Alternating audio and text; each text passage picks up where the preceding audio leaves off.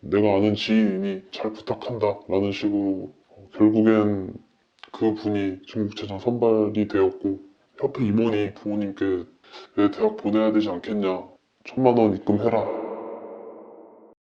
표혜림 씨의 피해 사례가 연일 뜨거운 요즘입니다. 모두가 하나같이 이 사건에 분노하는 이유는 무엇일까요? 구조적인 이유 혹은 강압적으로라도 갑의 위치에 있으려 하는 자들이 을이라는 약자에게 서슴없이 가해를 하는 것이 명백히 부당하다는 것에 이의가 있을 수 없기 때문이겠죠. 청소년기의 트라우마에 이른 경험들은 성인이 된 후에도 지속적으로 영향을 미치곤 합니다. 그리고 그것은 절대로 긍정적인 영향이 아니죠. 오늘의 제보자는 5년 전 청소년 시절 순수하게 열정을 다해 운동에 임했지만 그 결과는 좌절과 회의로 돌아온, 그렇게 이 트라우마를 아직도 고스란히 가진 채 살아가고 있는 한 명의 젊은이였습니다. 그 내용 함께 들어보시죠. 간단하게 자기소개 부탁드릴게요. 안녕하세요. 저는 2016년도부터 2018년도까지 고등부 보디빌딩을 준비하며 대학 입시를 준비하던 사람입니다. 그때 당시 부당한 일이 있어서 제보하게 되었습니다. 부당한 일이라면 어떻게 부당한 일이었죠? 크게 두 가지가 있었습니다. 첫 번째로는 제가 시합을 나가고 싶어서 PT를 받게 되었는데 처음엔 정말 흔히 하는 선수 레슨처럼 진행하였으나 시간이 지나고 나서는 파트너 레슨으로 진행하게 되었는데 모든 부당한 일은 그때부터 시작되었습니다. 매일 모닝콜을 했어야 했고 합당하지 않은 이유로 수업 시간을 안 지키는 건 일상이었고 본인이 갖고 있는 물품들을 강매시키거나 합당하지 않은 이유로 폭행을 당한 일들이 많았습니다. 폭행을 했다고 하셨는데 어떤 식으로 폭행을 했죠?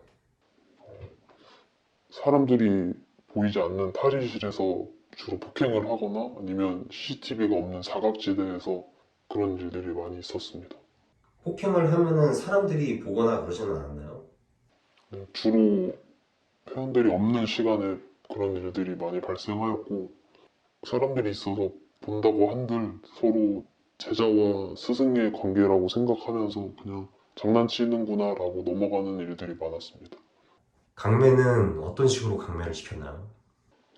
본인이 먹고 있는 보충제나 입지 않은 옷 등 그런 거를 강매를 하였고 저는 지속적으로 거절을 하였으나 사지 않는다는 이유로 협박을 한 적도 있고 폭행을 한 적도 있습니다. 이제는 익숙하기까지 한 전형적인 갑질의 패턴입니다. 처음엔 비용을 받은 만큼 용역을 하는 관계로 시작하지만 슬슬 상황을 통해 수직관계 중 갑으로서 자신을 정의시키고 이를 을에게 지속적으로 인지시켜가며 폭력의 강도를 높임으로써 자신에게 여러모로 이득을 늘리려는 패턴이죠. 다주적 판단 능력이 아직 부족한 사회적 약자인 청소년들은 이런 상황에 노출되었을 때 무방비 상태로 그리고 일방적으로 가해를 당하기 일쑤입니다.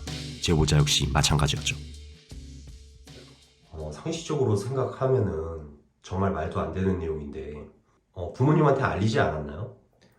원래 고등부는 이런 거다 라면서 매일같이 얘기를 했고 너무 어렸어서 이런 일들을 저 계속 듣다 보니 당연한 거라고 생각했습니다.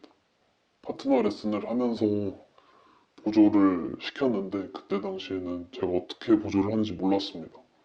알려주지도 않았고 잘 하지 않는다는 이유로 맞기도 했고 제보자의 고조된 감정 상태를 고려해 촬영을 잠시 중단하고 휴식을 가진 뒤 재개하였습니다.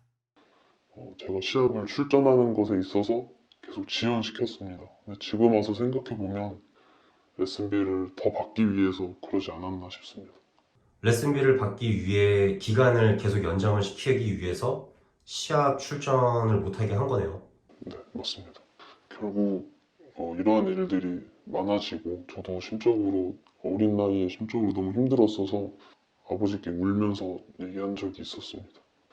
제가 처음에 그 사람한테 수업을 받기 시작한 건 그 사람 경력을 보고 시작을 했는데 나중에 알고 보니 모두 허위였습니다.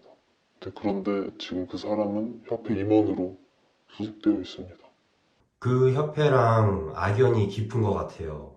그 후 1년 뒤에 고3이 됐을 때도 이 협회 관련해서 부당한 일을 또 겪었다고 했어요. 제가 그때 당시 지역대회 3등을 하고 전국체전을 나갈 수 있는 선발권이 쥐어져서 준비를 하고 있었습니다. 그때 당시 2차전과 3차전이 있었는데 1차전에서 뛰지 않는 분이 등장을 하였고 심사를 받기 전에 임원이라는 분이 심사위원에게 내가 아는 지인이 잘 부탁한다 라는 식으로 먼저 말을 하고 진행을 했습니다. 결국엔 그 분이 전국체전 선발이 되었고 그때 당시 뛰던 선수들도 모두 의아했던 상황이었습니다. 그렇게 말도 안 되는 상황이 생겼을 때 왜 학생들은 아무 말을 못하는 걸까요? 저희는 그저 학생일 뿐이고 그 사람들은 그 협회 임원이기 때문에 저희가 어떤 불만사항을 얘기를 하면 저에게 불이익이 생기기 때문에 저희는 아무 말도 하지 못했습니다. 1차전에 출전도 안 했으면도 결국 선발이 된 그 사람, 우승할 만한 몸이었나요? 절대 그런 몸은 아니었습니다.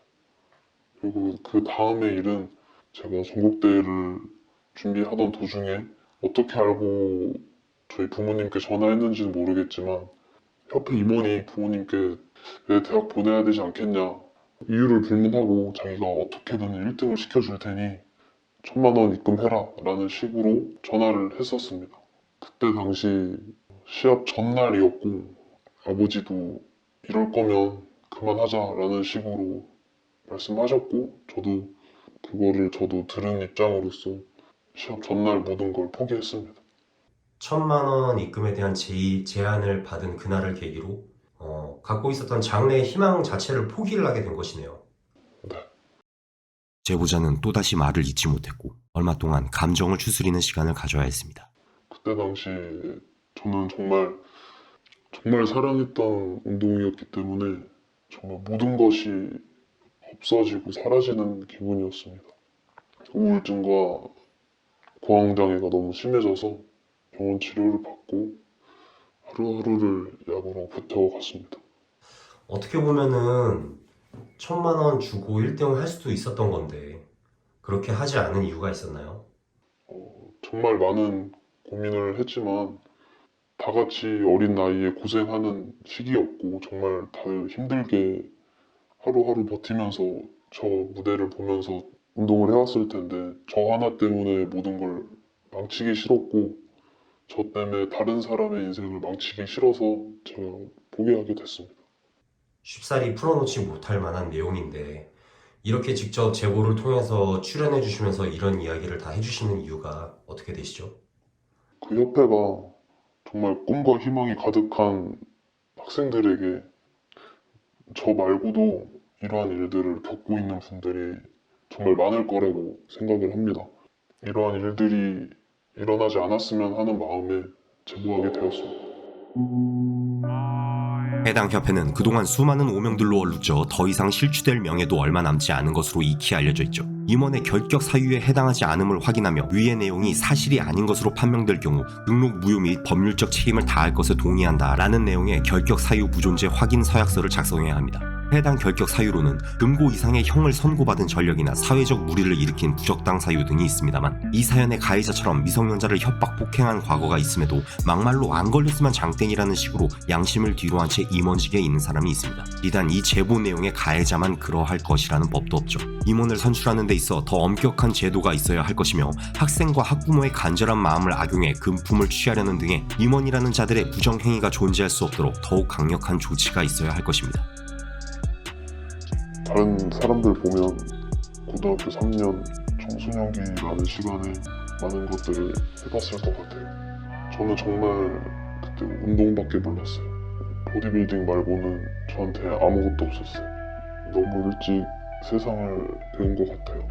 그것도 이렇게 부당한 일들을 겪으면서 그 이후로는 뭘 해보려고 해도 자신감이 생기질 않더라고요. 바디알케미에서는 피트니스계, 체육계에서 만연돼 있지만 대중들에게 드러나 있지 않은 부조리하고 부적절한 사건들에 대한 제보를 받습니다. 여러분의 소중한 제보가 더 깨끗하고 더 나은 피지컬 문화를 만들 수 있습니다. 바디알케미가 함께하겠습니다. 시청해주셔서 감사합니다.